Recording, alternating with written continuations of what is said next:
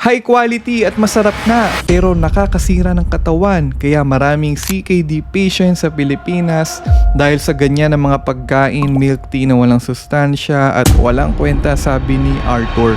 At actually naiintindihan ko yung comment na yan, lalo na sa panahon ngayon, kailangan na maging conscious tayo sa mga kinakain natin, sa mga iniinom natin. Kaya naman yung products namin, syempre hindi namin yan ipipilit sa mga tao na may health condition or kapag pinagbawalan ka ng doktor, dapat talaga hindi mo inumin, lalo na kung diabetic ka na.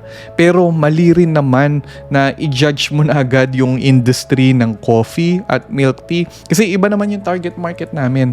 Ang target market namin, siyempre yung mga tao na gustong ma-refresh, gustong makainom ng masarap na inumin, like mga estudyante na nag-aaral, nagre-review, or gusto nilang makipag-social life, kailangan nila ng coffee, kailangan nila ng milk tea para ma-refresh sila at ganahan silang mag-aral.